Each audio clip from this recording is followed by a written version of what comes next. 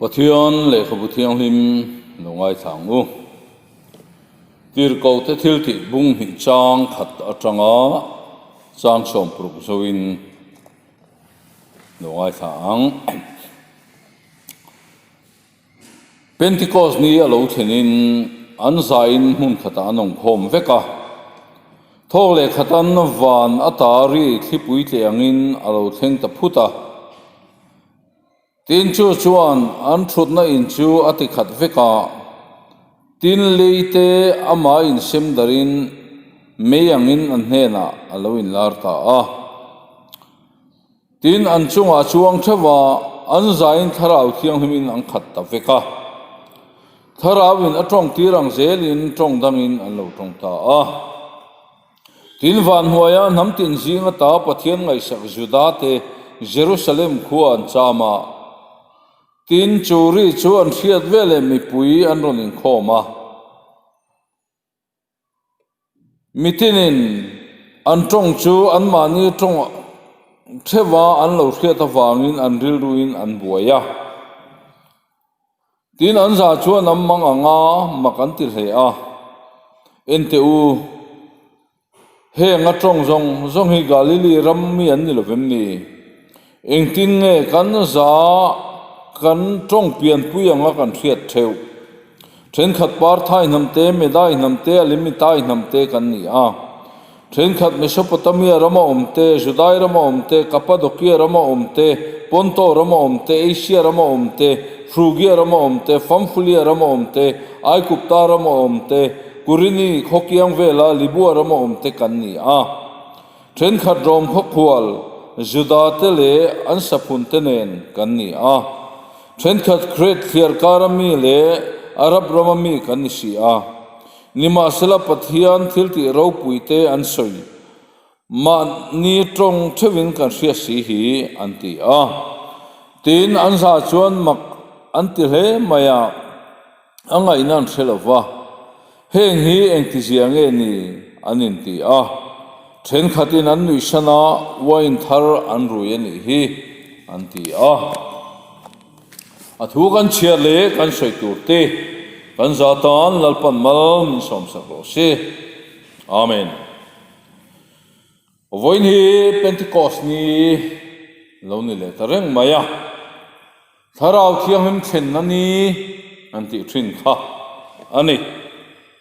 Penticost ni a tharau thiang him lo thleng hian kan tana poimo tak mai ron kentel ani te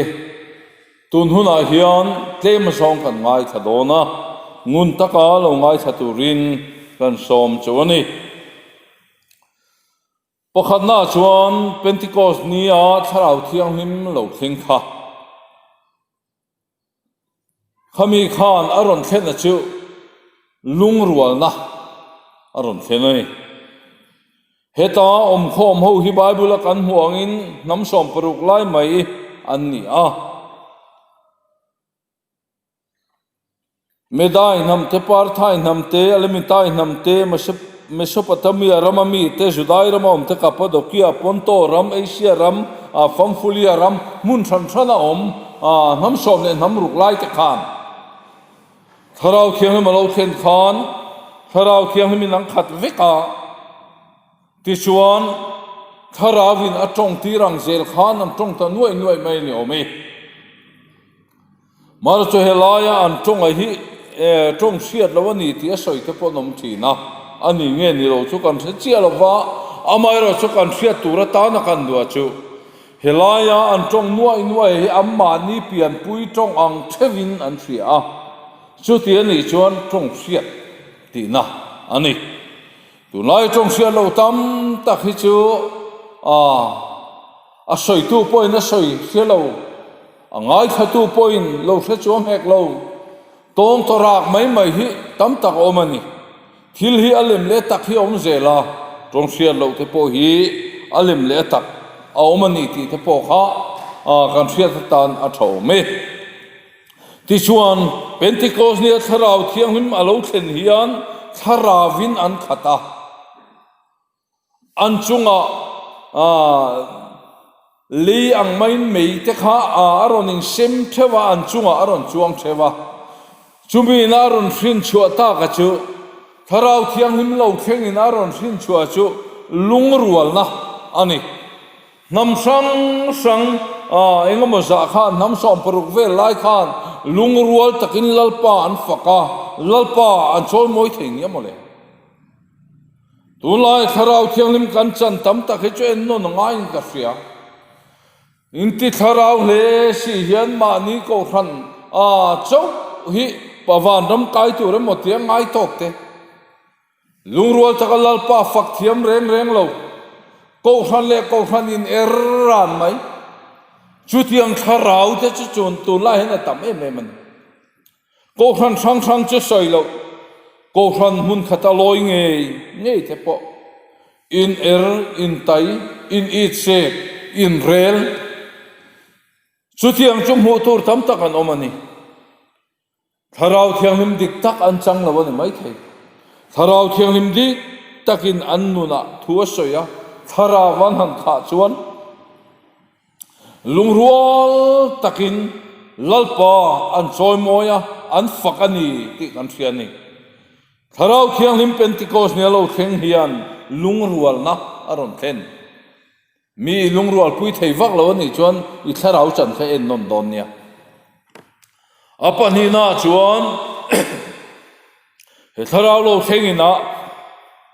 thilpoi mo tak mai aron thenter le chu huai sen na ring tu te ta na huai sen na aron thenan chu petera nge hian a chianga petera khalali suan hung zui tu ni kan sia a lali suan hung zui tu ni a chang chuan a por bera te atanga lali suwa an ham man po tlan bo san lo tur hiali nen soyani mar chu I suan han man chia chu lu ma suai tu atanga len deng tu rakal le masa man lai ngei po khan lali suwa zir tir te zinga mi nian fiat tuan han soi khan imni soi chu ka helo wati mai ni khatiang ami do isep thina kha Penticost ne tharau thiang him man thin chuan tharawin an lu tak chuan huai sen na lo nei ta thuan soi ta thuai maya nang ni hi Isua Krista kheng bet tu in ni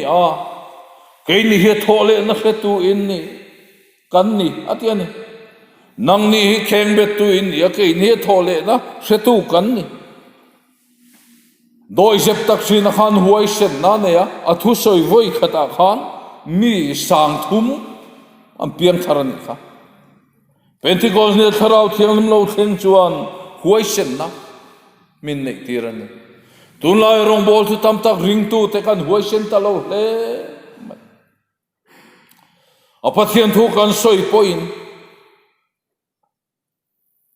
mi te ngai thak atana nuam tok vel amoi tok vel puithiam te ngai po kan ni to sin kan mi te nan homai nga an ei theilo mai nga ti vel ringot ngai tu mi te ngai thang nuam ti tok vel sarmon par zong khom ta reng nga chu ti nga pathian thu soi fin chu tunlai hen tam tak anom to ni marsulal panamin pek ang huai sen taka kan thu ani lawa pathian thu ani thata wangin kala huai sen taka soi mai hi kan ti turani petera po hen huai sen takin Isua pathin khan tharau thiang himan chan meu chuanin hlau na reng nei lovin huai sen takin thua soi ta ni ti kan hriani tharau thiang him lo theng chuan huai sen na ring tu te ne na thlen tina pathum na chuan mani sualin hriat na thlen hemini a hian tharau thiang him lo theng chuan sualan ni zia a hriat tira engtinge kan tiang an tia chun angin an na ani atiani an sual te ka siman du ani tunlai tharau changtam ta khicho mo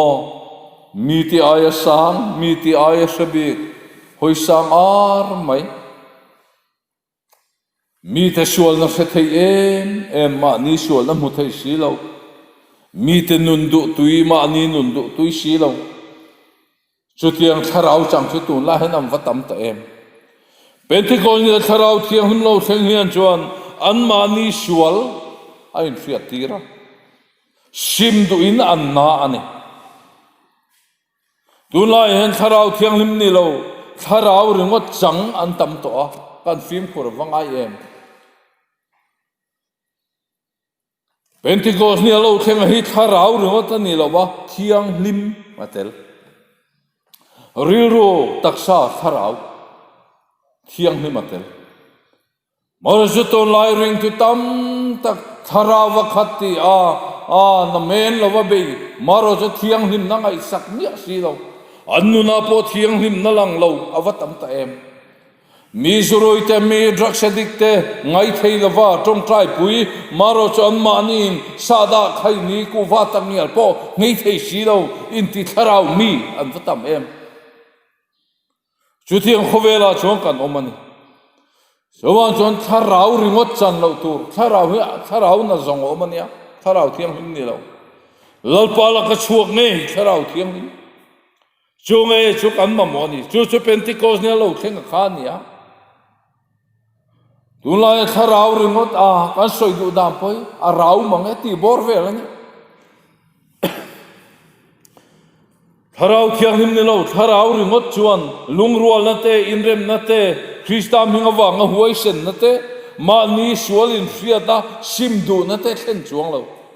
voilen ko nau du tak te u dik na rinom na thiang him na huai sen na huai lu thei lo Thlarau chu chang du su Thlarau le maniang Thlarau dik tak Penticost ni lo theng Thlarau thiang ni maka voinen kan ma mo chuani apoi mo ber chu Thlarau thiang lim na tho dan fiat ringot ain Thlarau thiang lim nei Thlarau thiang lim kha hi apoi mo ni Thlarau thiang lim kha han ti hian abik tak mi zo te chuan Thlarau khat nia kan fiat dan hi danglam deuh mai ani ahun hai po khelawa amen varno ari deuh chu khude uruai reng mai hi Thlarau mi mo hi kan tia ani pon lo ni mai thei dik tak le fel tak le thiang lim taka om nun uluk taka om khau thei Thlarau mi kan ti ve du mi alo an fake form te kan ti mai voinen Thlarauva khata kan om mangai Thlarauva khati hian ngai danglam vak tur ani lo Thlarau thiang lima kha hi atak taka chon Christian nun dan pa ngai tur ani Thlarau thiang limai khat lo ani chuan Christian nun dan pa ngai ni la nung phalo ti na pathian Thlarau thiang lima kan kha lo chuan kan nun hial him thei lo wa ko khan a chawa rong bol na nung thei lo chuan Thlarau thiang lima kha hi kan ma mo chuan ni SD Gordon chuan tian a soya Thlarau thiang lima kan kha ma lo chuan kan trong trai na in thil ro pui ati ngai lo wang aten Thlarau thiang limai kha ma lo chuan I trong trai na in thil ro pui ati thei lo ani chumole Thlarau thiang limai na min lua lo chuan mo trong trai te hi kan pe lo em in khom ten in oma zai tui ahara lam phei chol la takani pathian thu te hi atam te reng nen Bible te hi cha te reng nen soi tur te wang ngoi mai mar chut min Thlarau thiang hima kha chuan lalpa o sia lalpa nen anin pola Thlarau thiang himin kai suaya chuta chuan ani peter te poin kan mu le kan fia thi soi lo win kan om thei lo ani te ani tunai jom pathian thui soi lo win kan om thei mai te ro pathian thuai jon COVID-19 kan soi tam zo ka pathian thuai jon sum le pai kan soi tam zo ka ile bar tur kan soi tam zo ka hovel ro pui na le mo in kan soi tam zo ka pathian thui cho ve chowa kan dan Thlarauva kha lo chuan mo pathian thu te soi tur wang sin mar chu mi Thlarauva kha chuan soi lo win a om thei lo ani chu ani leng ting nge Tharau thiang min kan kha the yang Tharau thiang mi kha thei dan tur chu ting nge pathian min manga mamal min so ma chak em ani American ho khuan thian an soya pathian lama pen khat I pen chuan ama pathian chu ilama pen ni na rom pen angan tian chu ti khopa mangai tu pathian chu kan ne ya Tharau thiang lama khat tur chuan I ngai dan kan mi hring ngai dan kan mi hring du na te hi pai thai la lalpa o zo lalpa du dan zo ngai changila engti nge tirko thil te bunga chang som thum pania petere na soi kha Tharau thiang him pathianin athu zom tu apiang te ne na ape kha aten Tharau thiang him pathianin athu zom tu te ne na ape thin voinen unau te lalpan thu ape chen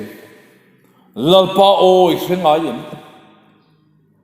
kar khachum pathian oi hrelawani chuan khat chung pathian oi se to lawani chuan lalpa nen inin kar a hian har sat na gep thui tak lo to ni mai theini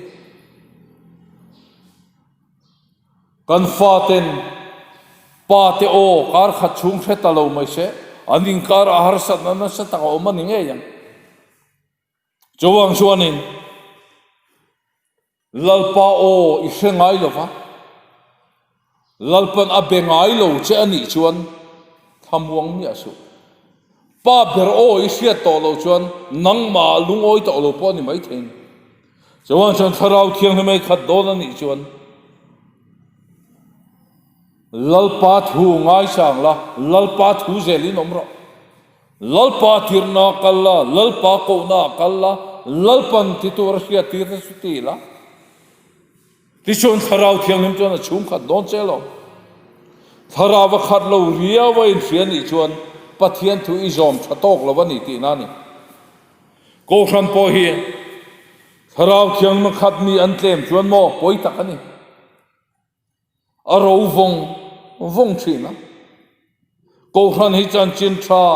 pathian in a kol tir ten ni a chu chan chin tha sem dara puan chuan a chu ko hran te na hi ni a Tharauva khat om lo na chuan ko khrana chuan pathian thu nge ni puan chu atlema chuan ko hran atinguya pathian thu puang chuak lo te ne na lalpan athu a kol tir reng du ni lo ni chuan ko hran puan Tharauva khat mi fin na ngai tu na mi hring fin na ro rel ringot ni lo Jena William Bota na soya kum sang ni nulama thil ha om lo theng tu ra chuan Tharau thiang him tel lo sa kuana mo in ti sa khuang nguk mai in ti ko hran mi em mai ma se Tharawina khoi danglam mi asilo Tharawina khoi thar mi asilo Tharauva khat om mi asilo ma se thu nei na a phong lam chel run si in ti thu em si anom fowani tro chutiang ko hana chuan harna chuak mo khop mai hlim na chuak mo khop mai chawan chuan ko hana hian atam thiang ber Tharauva khat mi no mangai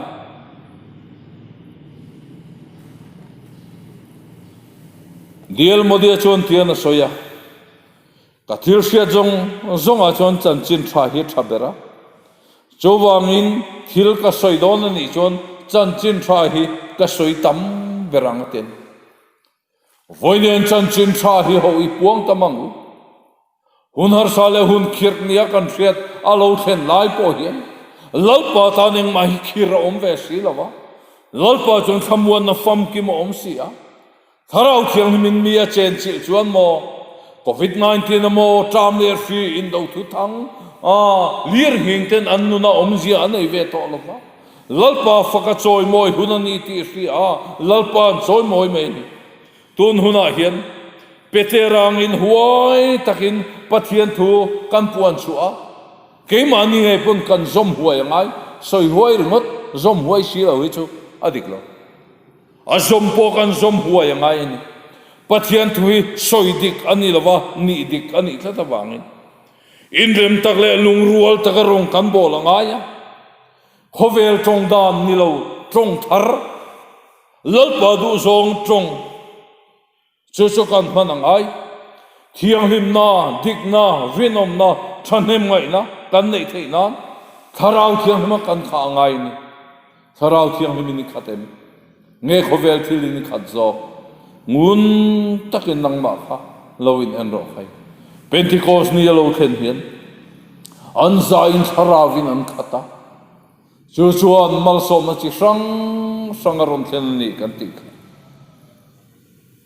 chuan hin kan mi hring du dan le ngai dan te kan mi hring fin na ringot te ma chuan am mang lovin lalpa o ngai thain tharau thiang min min thuang ze la oma tharau thiang him kai suai om thei turin Penticost ni lo then hian Thlarauva chung khat thei turin lalpa na in tilut tharila lalpa thu zo mangu lalpa na thu mal som ro se amen